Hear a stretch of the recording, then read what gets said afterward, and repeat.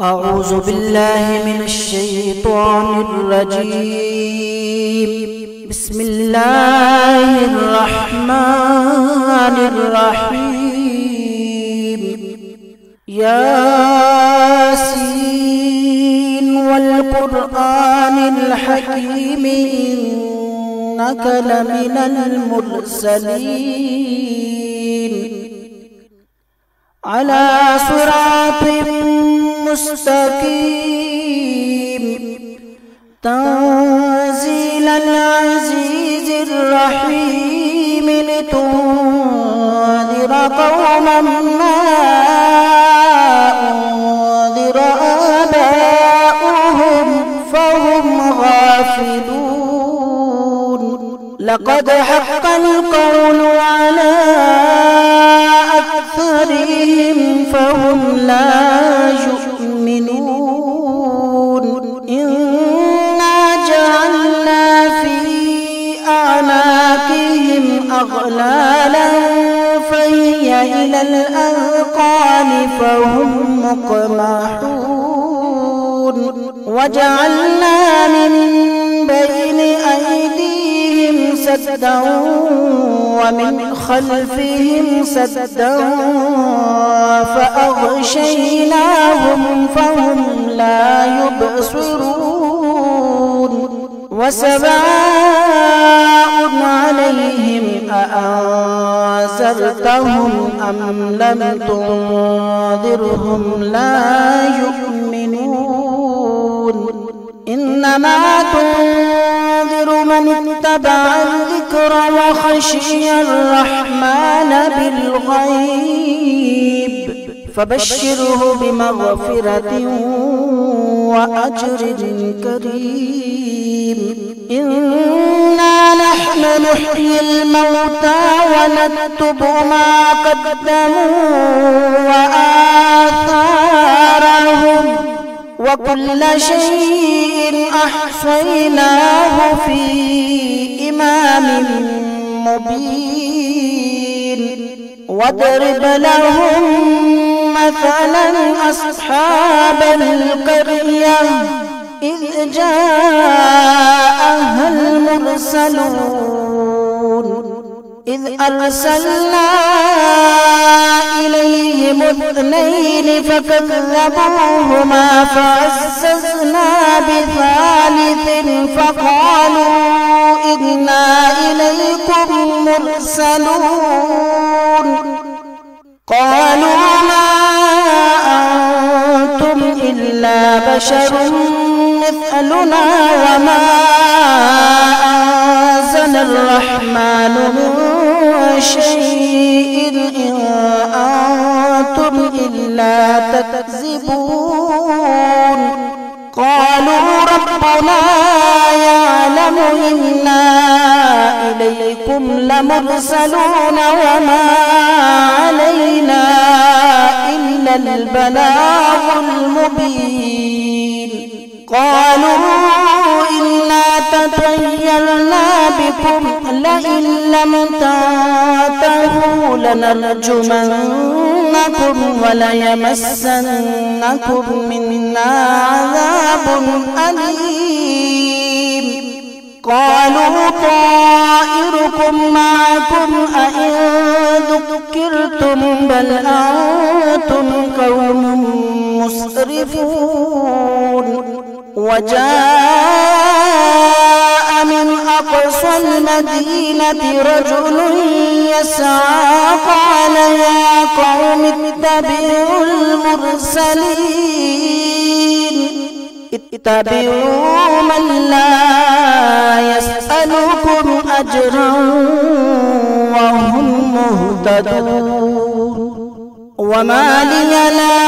أعبد الذي فطرني وإليه ترجعون. أأتخذ من دونه آلهة إن يردني الرحمن بضر لا تغن عني شفاعتهم شيئا ولا ينقذون. إني إذا لفي ضلال مبين إني آمنت بربكم فاسمعون قيل ادخل الجنة قال يا ليت قومي يعلمون بما غفر لي ربي وجعلني من المكرمين وما أنزلنا على قومه من بعده من جند من السماء وما كنا منزلين إن كانت إلا صيحة واحدة فإذا هم خامدون يا حسرة على العباد ما يأتيهم من رسول إلا كانوا به يستهزئون ألم يروا كم أهلكنا قبلهم من القرون أنهم إليهم لا يرجعون وإن كل لما جميع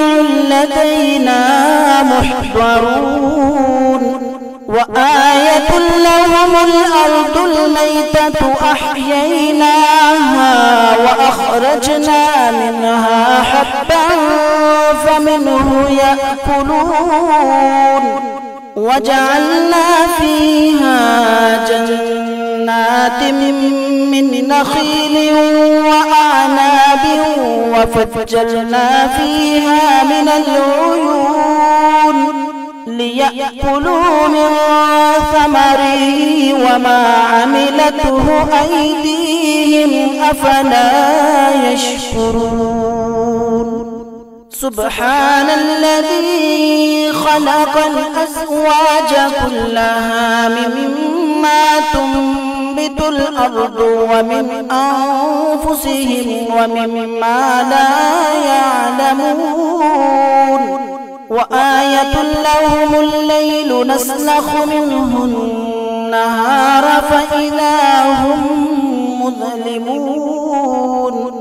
والشمس تجري لمستقر لها ذلك تقدير العزيز العليم والقمر قدرناه منازل حتى عاد كالعرجون القديم لا الشمس ينبغي لها أن تدرك القمر ولا الليل سابق النهار وكل في فلك يسبحون وآية لهم أنا حملنا ذريتهم في الفلك المشحون وخلقنا لهم من مثله ما يركبون وإن نشأ نغرقهم فلا صريخ لهم ولا هم ينقذون إلا رحمة منا ومتاعا إلى حين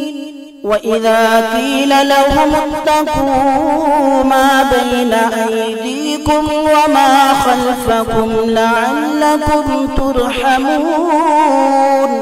وما تأتيهم من آية من آيات ربهم إلا كانوا عنها معرضين وإذا قيل لهم أنفقوا مما رزقكم الله قال الذين كفروا للذين آمنوا أنطعم من لو يشاء الله أطعمه إن أنتم إلا في ضلال مبين ويقولون متى هذا الوعد إن كنتم كنتم صادقين ما ينظرون إلا صيحة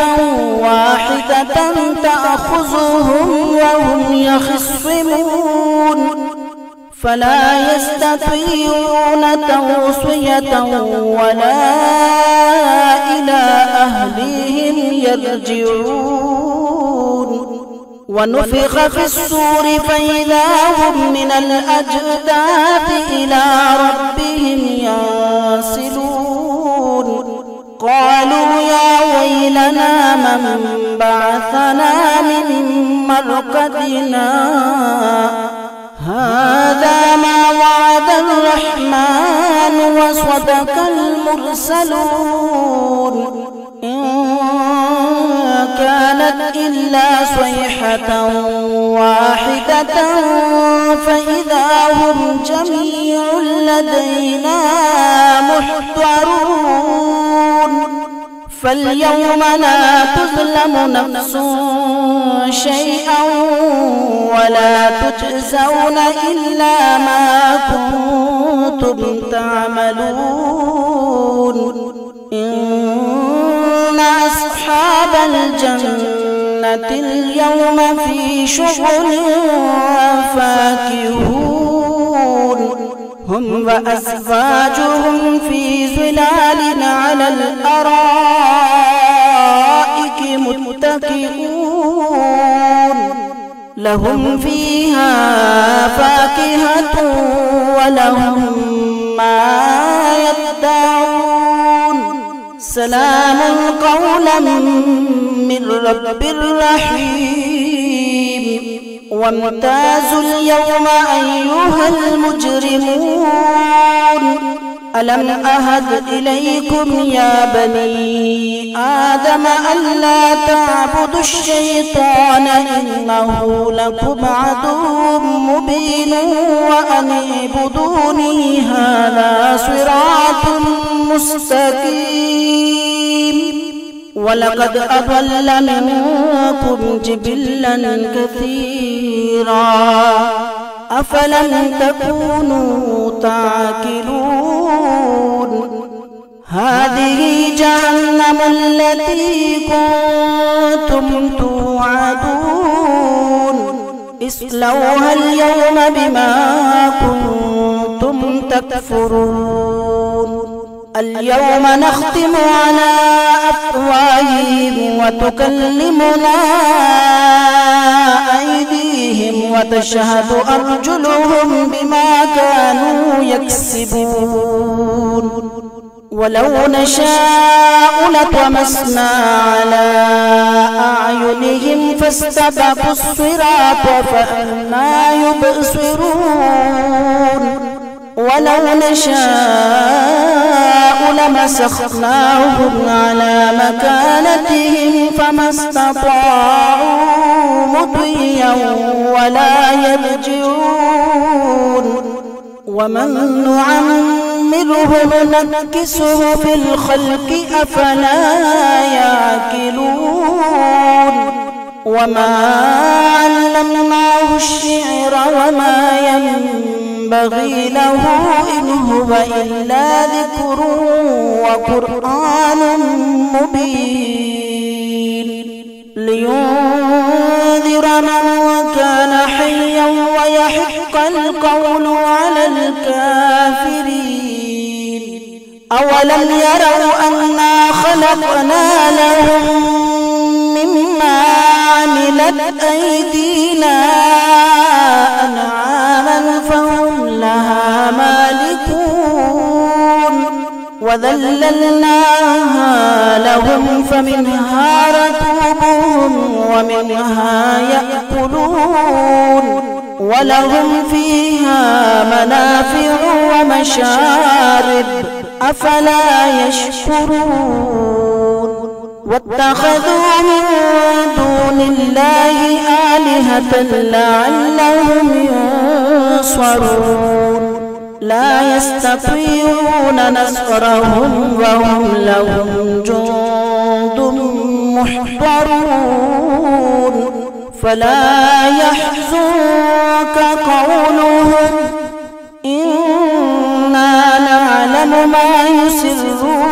ما يعلنون أولم ير الإنسان أنا خلقناه من نطفة فإذا هو خصيم مبين وضرب لنا مثلا ونسي خلقه قال من يحيي العظام وهي رميم قل يحييها الذي أنشأها أول مرة وهو بكل خلق عليم الذي جعل لكم من الشجر الأخضر نارا فإذا أنتم منه توقدون أوليس الذي خلق السماوات والأرض بقادر على أن يخلق مثلهم بلى وهو الخلاق العليم إنما أمره إذا أراد شيئا أن يكون له كن فيكون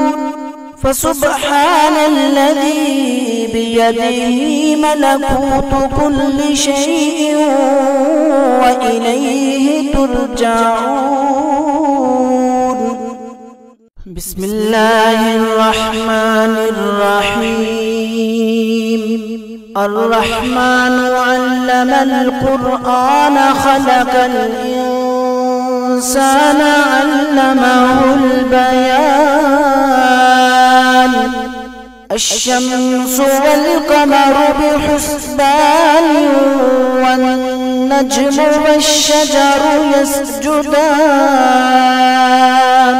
والسماء رفعها ووضع الميزان ألا تطغوا في الميزان وأقيموا الوزن بالقسط ولا تخسروا الميزان والأرض وضعها للأنام فيها فاكهة والنخل ذات الأكمام والحب ذو العصف والريحان فبأي آلاء ربكما تكذبان خلق الإنسان من صلصال كالفخار وخلق الجان من مارج من نار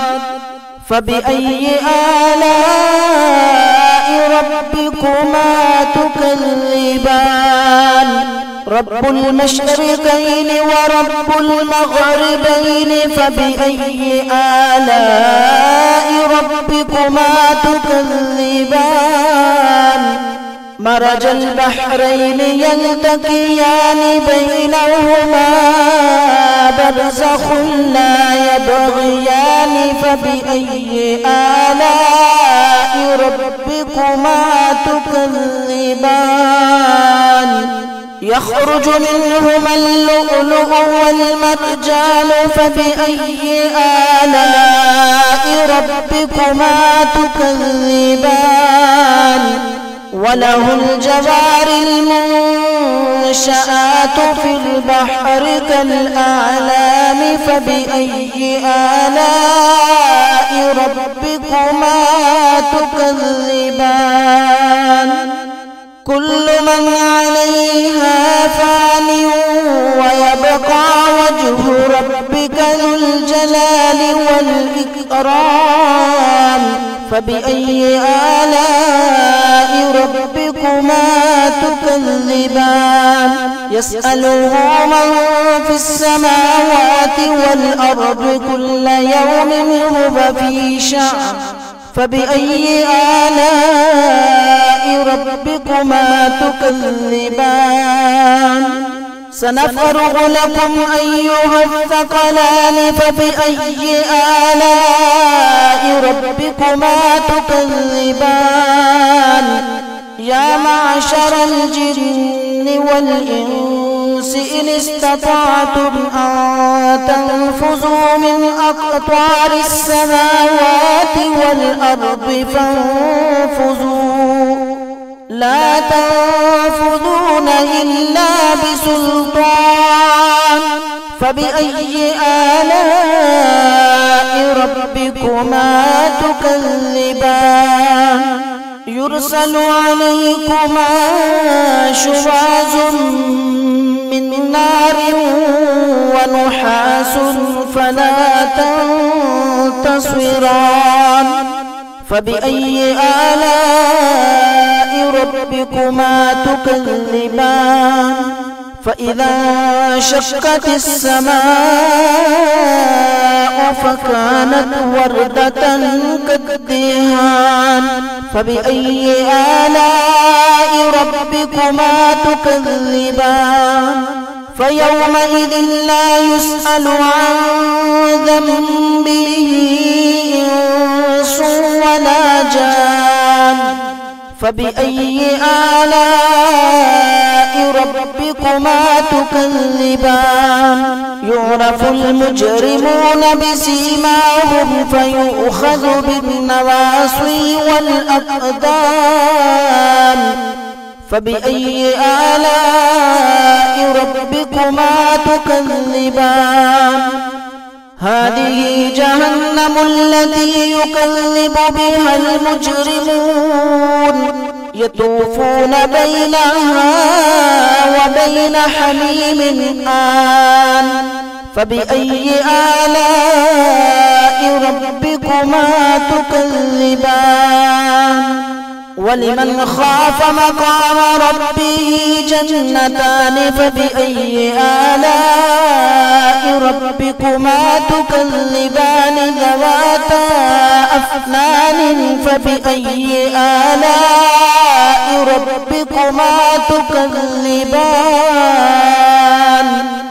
فيهما عينان تجريان فبأي آلاء ربكما تكذبان فيهما من كل فاكهة زوجان فبأي آلاء ربكما تكذبان متكئين على فرش بطائنها من استبرق وجنى الجنتين دان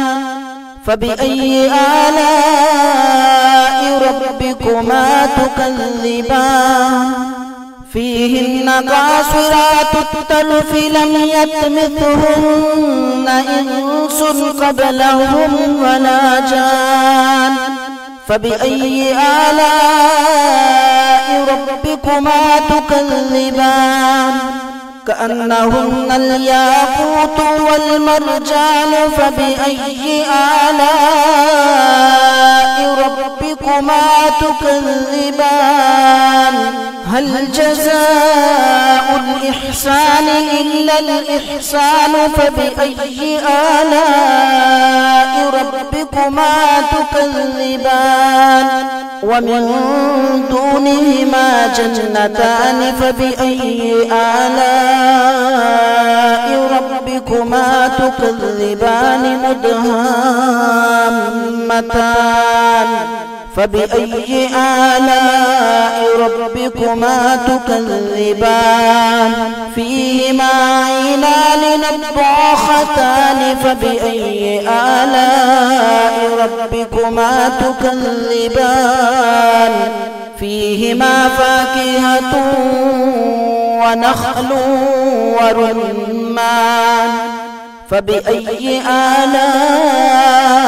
ربكما تكذبان فيهن خيرات حسان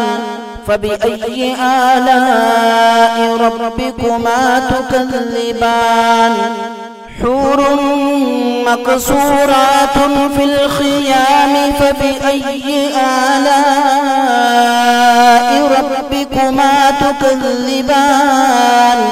لم يطمثهن إنس قبلهم ولا جان فبأي آلاء ربكما تكذبان متكئين على رفرف خضر وعبقري حسان فبأي آلاء ربكما تكذبان تبارك اسم ربك ذي الجلال والإكرام بسم الله الرحمن الرحيم إذا وقعت الواقعة ليس لوقعتها كاذبة خافضة رافعة إذا رجت الأرض رجا وبست الجبال بسا فكانت هباء منبثا وكنتم أزواجا ثلاثة فأصحاب الميمنة ما أصحاب الميمنة وأصحاب المشأمة ما أصحاب المشأمة والسابقون السابقون أولئك المقربون في جنات النعيم ثلة من الأولين وقليل من الآخرين على سرر موضونة متكئين عليها متقابلين يطوف عليهم ولدان مخلدون بأكواب وأباريك وكأس من معين لا يصدعون عنها ولا ينزفون وفاكهة مما يتخيرون ولحم طير مما يشتهون وحور عين كأمثال اللؤلؤ المكنون جزاء بما كانوا يعملون لا يسمعون فيها لغوا ولا تأثيما إلا قيلا سلاما سلاما وأصحاب اليمين ما أصحاب اليمين في سدر مخضود وطلح منضود وظل ممدود وماء مسكوب وفاكهة كثيرة لا مقطوعة ولا ممنوعة وفرش مرفوعة إنا أنشأناهن إنشاء فجعلناهن أبكارا عربا أترابا لأصحاب اليمين ثلة من الأولين وثلة من الآخرين وأصحاب الشمال ما أصحاب الشمال في سموم وحميم وظل من يحموم لا بارد ولا كريم إنهم كانوا قبل ذلك مترفين وكانوا يصرون على الحنث العظيم وكانوا يقولون أئذا متنا وكنا ترابا وعظاما أئنا لمبعوثون أو آباؤنا الأولون قل إن الأولين والآخرين لمجموعون إلى ميقات يوم معلوم ثم إنكم أيها الضالون المكذبون لآكلون من شجر من زقوم فمالئون منها البطون فشاربون عليه من الحميم فشاربون شرب الهيم هذا نزلهم يوم الدين نحن خلقناكم فلولا تصدقون أفرأيتم ما تمنون أأنتم تخلقونه أم نحن الخالقون نحن قدرنا بينكم الموت وما نحن بمسبوقين على أن نبدل أمثالكم وننشئكم فيما لا تعلمون ولقد علمتم النشأة الأولى فلولا تذكرون أفرأيتم ما تحرثون أأنتم تزرعونه أم نحن الزارعون لو نشاء لجعلناه حطاما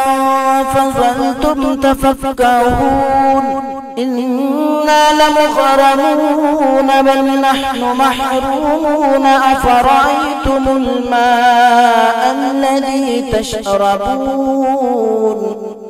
أأنتم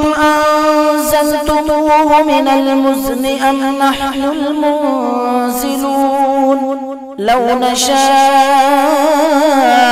جعلناه أجاجا فلولا تشكرون أفرأيتم النار التي تورون أأنتم أنشأتم شجرتها أم نحن المنشئون نحن جعلناها تذكرة ومتاعا للمقوين فسبح باسم ربك العظيم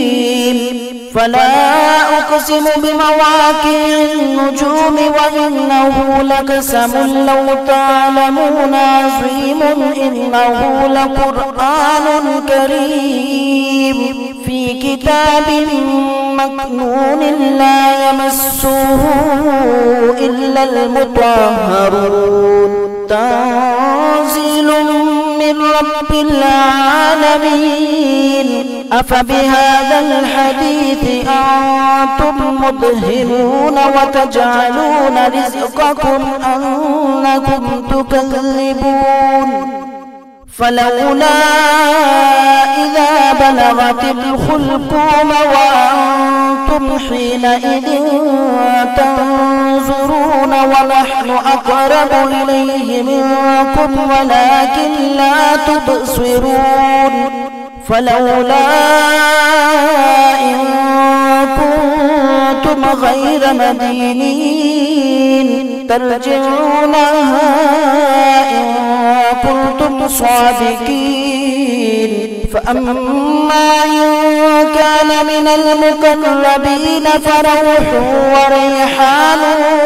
وجنة نعيم وأما إن كان من أصحاب اليمين فسلام لك من أصحاب اليمين وأما إن كان من المكذبين الضالين فنزل من حميم وتصلية جحيم إن هذا لهو حق اليقين فسبح باسم ربك العظيم بسم الله الرحمن الرحيم تبارك الذي بيده الملك وهو على كل شيء قدير الذي خلق الموت والحياة ليبلوكم أيكم أحسن عملا وهو العزيز الغفور الذي خلق 7 سماوات طباقا ما ترى في خلق الرحمن من والتفاوت فارجع البصر هل ترى من فطور ثم ارجع البصر كرتين ينقلب إليك البصر خاسئا وهو حسير ولقد زينا السماء الدنيا بمصابيح وجعلناها رجوما للشياطين وأعتدنا لهم عذاب السعير وللذين كفروا بربهم عذاب جهنم وبئس المصير إذا ألقوا فيها سمعوا لها شهيقا وهي تفور تكاد تميز من الغيظ كلما ألقي فيها فوج سألهم خزنتها ألم يأتكم نذير قالوا بلى قد جاءنا نذير فكذبنا وقلنا ما نزل الله من شيء إن أنتم إلا في ضلال كبير وقالوا لو كنا نسمع أو نعقل ما كنا في أصحاب السعير فاعترفوا بذنبهم فسحقا لأصحاب السعير إن الذين يخشون ربهم بالغيب لهم مغفرة وأجر كبير وأسروا قولكم أو اجهروا به إنه عليم بذات الصدور ألا يعلم من خلق وهو اللطيف الخبير هو الذي جعل لكم الأرض ذلولا فامشوا في مناكبها وكلوا من رزقه وإليه النشور أأمنتم من في السماء أن يخسف بكم الأرض فإذا هي تمور أم أمنتم من في السماء أن يرسل عليكم حاصبا فستعلمون كيف نذير ولقد كذب الذين من قبلهم فكيف كان نكير أولم يروا إلى الطير فوقهم صافات ويقبضن ما يمسكهن إلا الرحمن إنه بكل شيء بصير أمن هذا الذي هو جند لكم ينصركم من دون الرحمن إن الكافرون إلا في غرور أمن هذا الذي يرزقكم إن أمسك رزقه بل لجوا في عتب ونفور أفمن يمشي مكبا على وجهه أهدى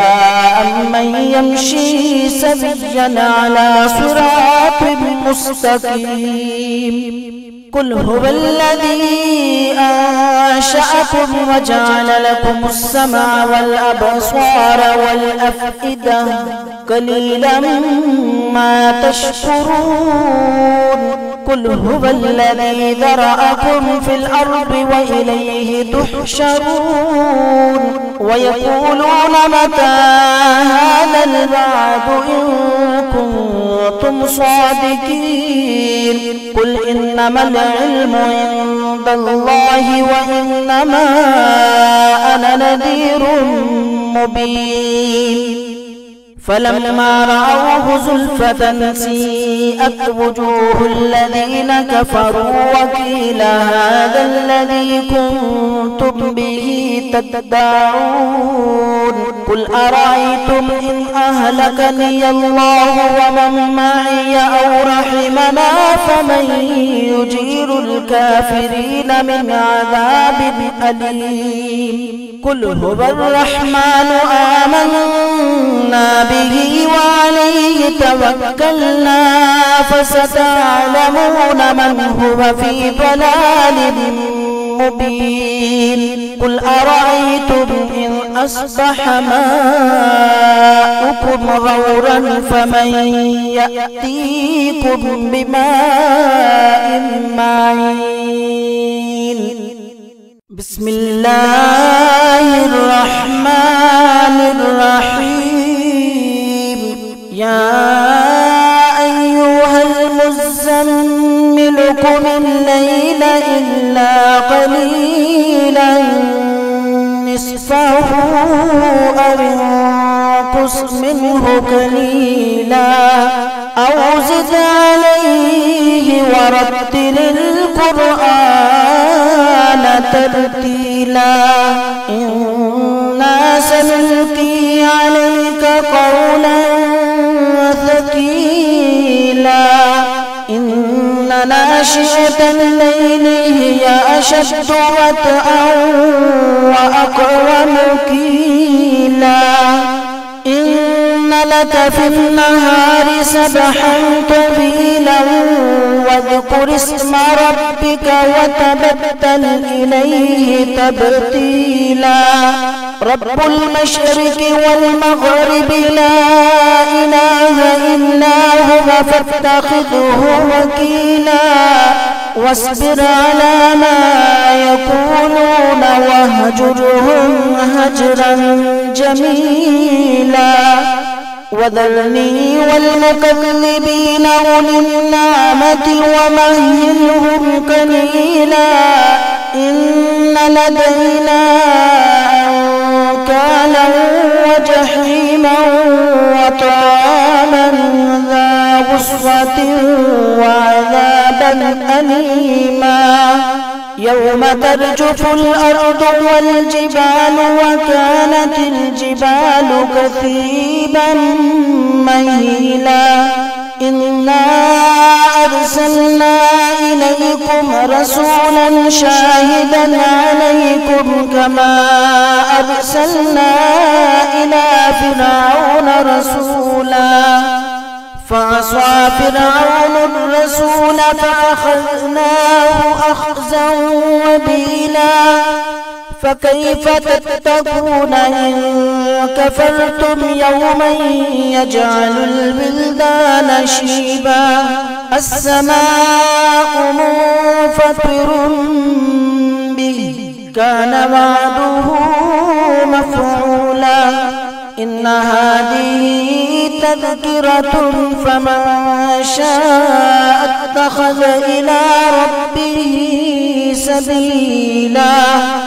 إن ربك يعلم أنك تقوم أدنى من ثلثي الليل ونصفه وثلثه وطائفة من الذين معك والله يقدر الليل والنهار علم أن لن تحصوه فتاب عليكم فاقرؤوا ما تيسر من القرآن علم أن سيكون منكم مرضى وآخرون يضربون في الأرض يبتغون من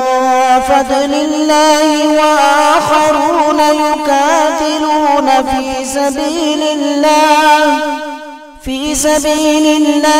فاقرؤوا ما تيسر منه وأقيموا الصلاة وآتوا الزكاة وأقرضوا الله قرضا حسنا وما تقدموا لأنفسكم من خير تجدوه عند الله هو خيرا وأعظم أجرا واستغفروا الله إن الله غفور رحيم.